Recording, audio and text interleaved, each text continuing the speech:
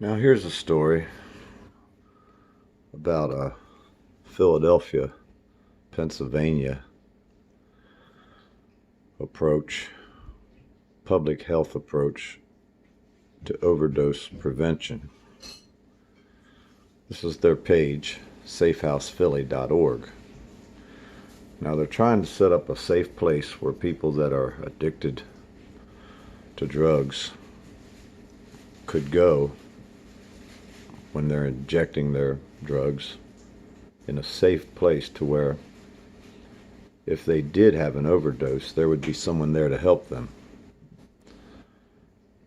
This has worked in a lot of other places, but for some reason, Philadelphia, Pennsylvania is going to fight this.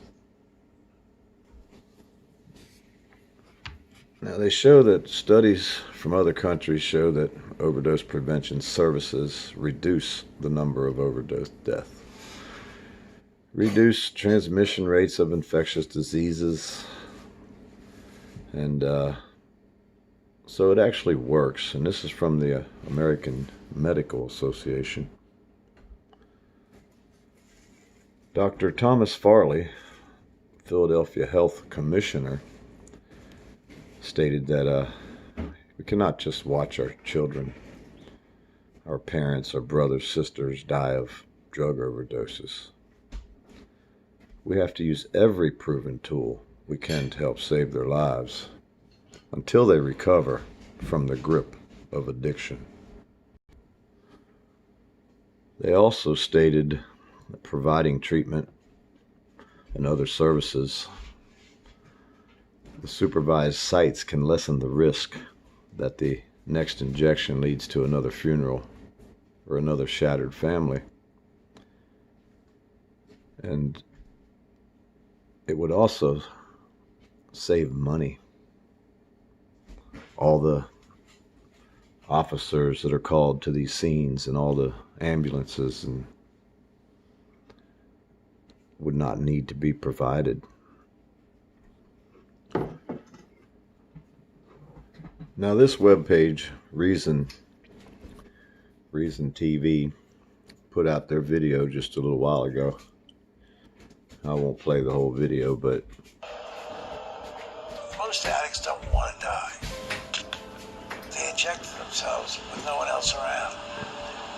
They didn't want to die, and they shouldn't die.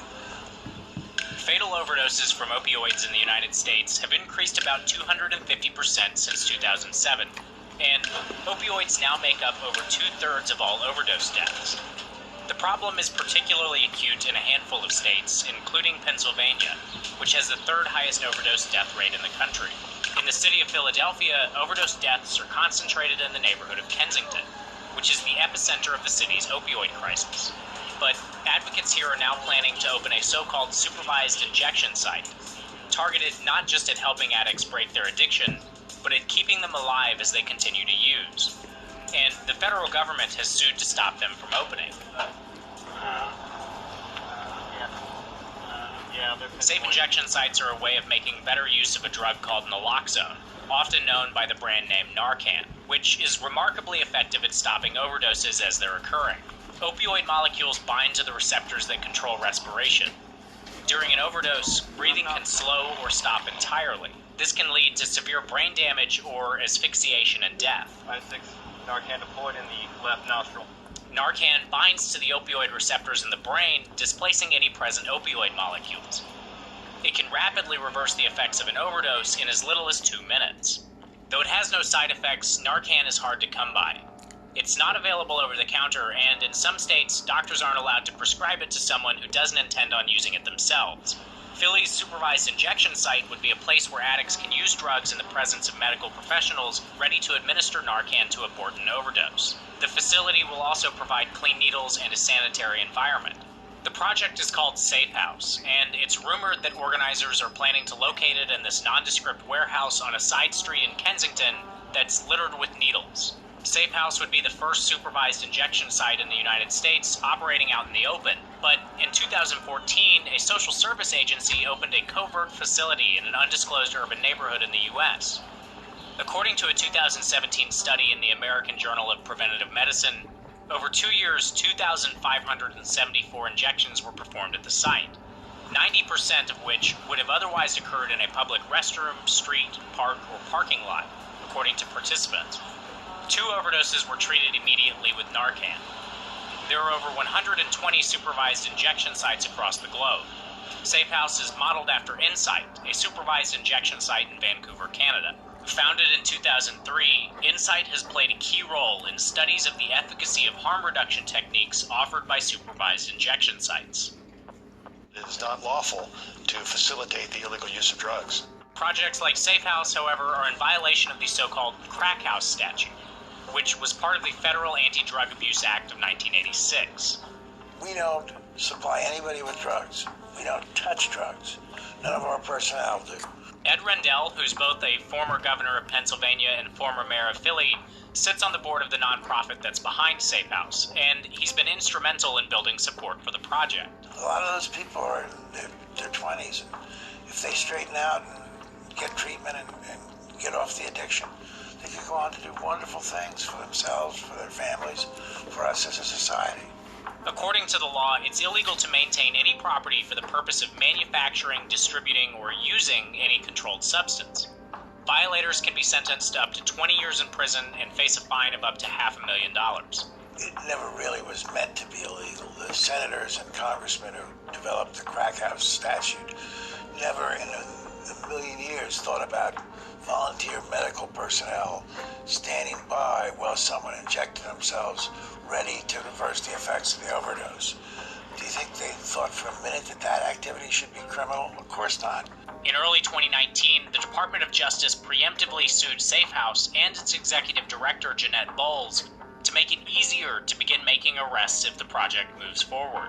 We're asking the federal government to use their prosecutorial discretion and not They're already planning on arresting make an people. arrest for a violation of a statute that never meant to cover this type of activity.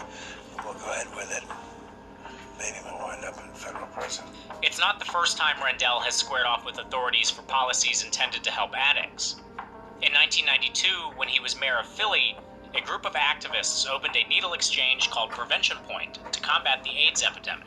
When Rendell signed an order allowing it to proceed, he received a call from the state health commissioner, who said he would be arresting anyone involved with the program. I said, Mr. Secretary, come to 212 City Hall and arrest me first.